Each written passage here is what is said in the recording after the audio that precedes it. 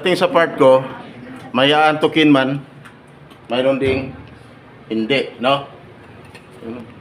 Maganda makita ko diyan. Kita. Tayo ba lahat? Yan. Kaway nga, yung mga kamay. Para makita kayo ng mga pamilya na nandito na kayo ngayon. Sumalang na kayo. Sumalang na. Yan. Sumalang na. Yan, di ba? Shout out sa inyong mga mahal sa buhay. No? Yan. Swerte ka dyan, sir. Hindi ka makikita. Sa gusto makita, hindi man kayo dito makita, ma'am. Sumilip ng hi. Pwede na. Okay? Kagaling ko lang sa duty. Yung gabi, wala pong tulog.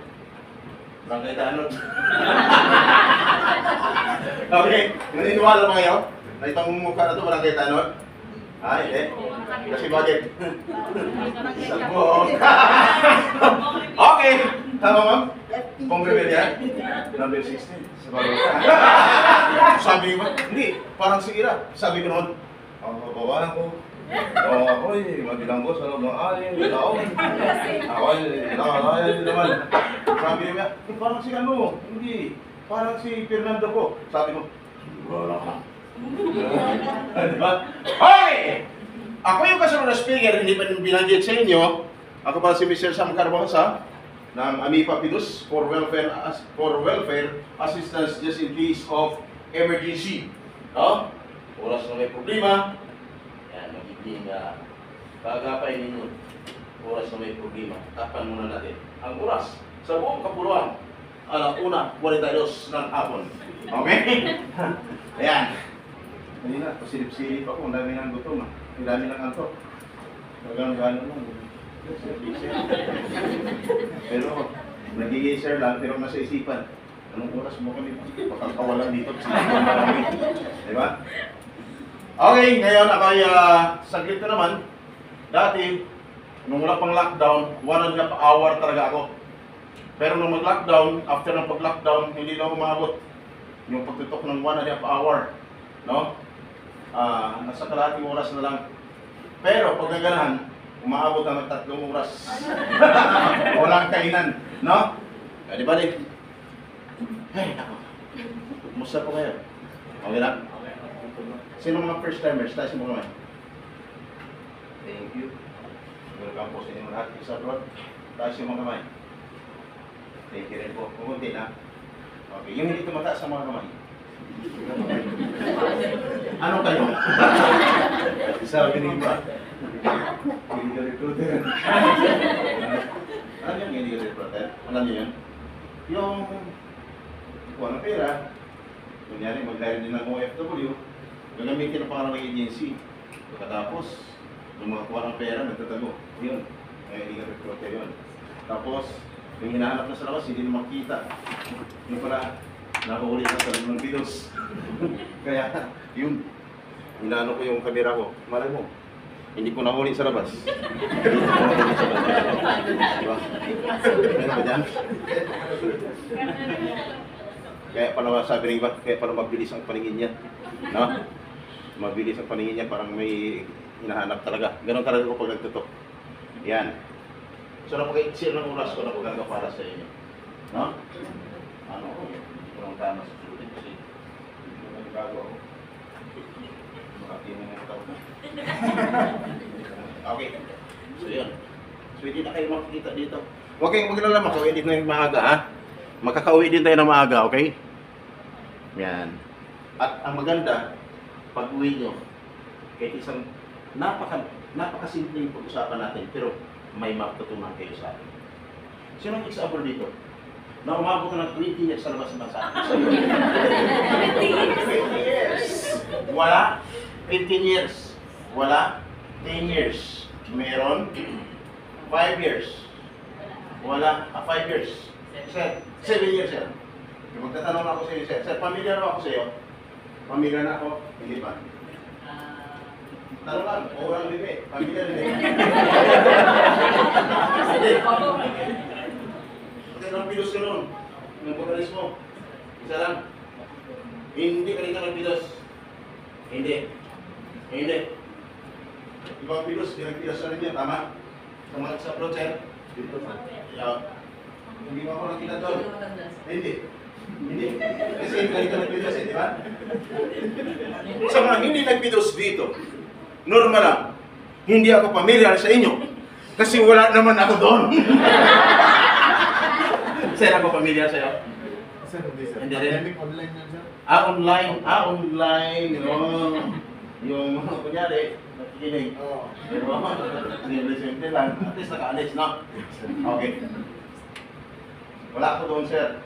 Sa pinagpitusan mo noon. Mga example. Ngayon mo lang ako nakita. Kasi nandito ka ngayon. Okay? Ngayon, kamusta naman? Sinong ex-abroad na nakaranas ng nagkaroon problema sa labas ng bansa? Meron ba? Yung nagtatrabaho na umaasa na pagdating doon, sahod agad. Tapos, no? Yung pala, ilang buwan, hindi na nasahod, gusto nang umuwi. Meron? Meron? Meron wala? Kung nahiya lang, ikaw sir, tayo ka sir. Inabot ako ng 3 months. 3 months bago sumahod? Anong ginawa mo sir? Trabaho lang. Pero nakaranas ka ng gutom, siyempre, kasi, di ba? Manghiram ng pera.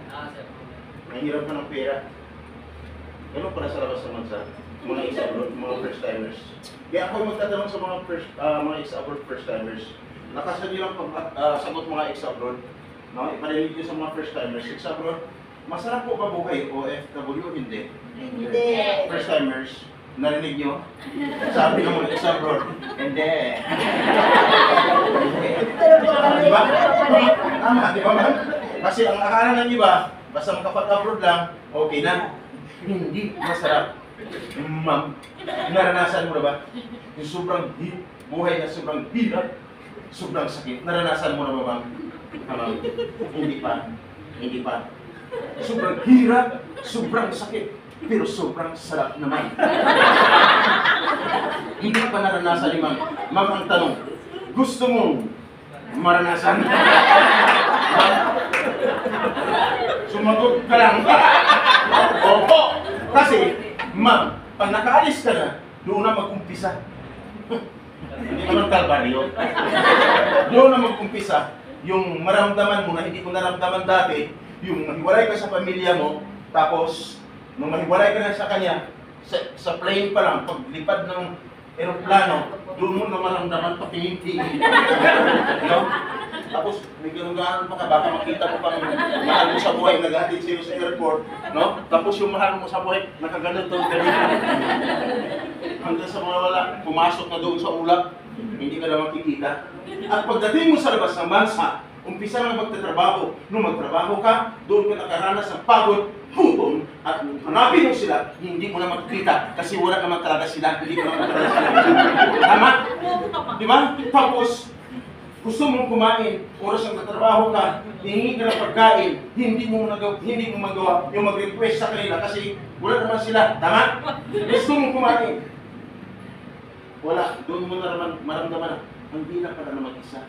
Kahit may kasama ka, ibang OFW, iba ka rin yung pamilya. Tama? Pero kung nakapag-isip ka, nung kinuha mo sa cellphone mo, at nung tinawagan mo, no? At nag-video call ka pa, nung makita mo, nakaramdam ka ng kunting saya, tama? Tapos, hi, hanggang pati yung kikausap mo. Pero nung biglang brown out, no? Nawala ng signal, nawala siya, nawala ka rin. Yan ang pinakamahirap, tama? Yung hindi na kayo nakikita, kaumpisa lang ang usapan ninyo tapos nawala na agad. Ang hirap, no? Pero, tapos pagdating ng gabi, hindi ka na makakatulog. Unang araw, unang buwan mo pa lang doon, halos hindi ka na makatulog kung gusto ng umilag Pilipinas. Eh, iba sir, gusto mo ng Pilipinas, sir. Bakit? Sir, ang hirap talaga dito. Okay lang sa mga katulad niyo, pero mga household mo kayo, sir. Tulungan niya ako, sir. Bakit, ma'am? Ang dami talagang trabaho dito. Tama. Kasi pag household worker, hindi ka man nakatapos sa pag-aaral. Pag-apply mo, anong applyan mo, basta ex-upload, lalo na pag-DH, tanggap ka agad, tama? Pagdating doon, kasi dito hindi ka matanggap-tanggap. Ang daming trabaho, pero hindi ka matanggap. Kasi hindi ka, yung qualification mo hindi pwede.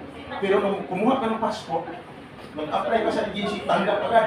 Tapos, nung makaalis ka, pagdating doon, reklamo na, sir, ang dami ka rin trabaho. Sabi ko, ma'am, tama. Kasi sa Pilipinas, wala talagang trabaho. Diyan, kahit hindi mo alam ang trabaho, ipagpagawa sa iyo. Tama? Totoo? Itong malupit. Sabi niya, sir, tulungan mo ako. Bakit? Sir, napuntis ako. Ano ang ginagawa bago umalis? Kaya pinamitikan, nagpiti pa, pagkatapos sumayad din pa bago umalis. No? Anong nangyari pagdating buntis? Tinawagan ako. Sabi ko, ma'am, hindi naman tayo nagkita bago pa umalis. Gusto pa akong sisihin. Huwag mo akong sisihin. Kasi may asawa siya, di ba? Kaya sa mga paalis na, no? Kung titiis na lang, pagdating doon, may nang bahala. Yan! Grabe, ang hirap. Kaya ako dito, just in case of emergency, hindi masarap. Kasi bakit? Ingat talaga pag nakalay ka sa pamilya.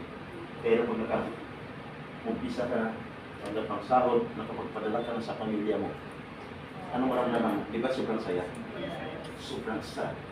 Sobrang saya. Bakit kaya palaw ka? Ganun po. May sinabi ako masama, wala. Kaya dapat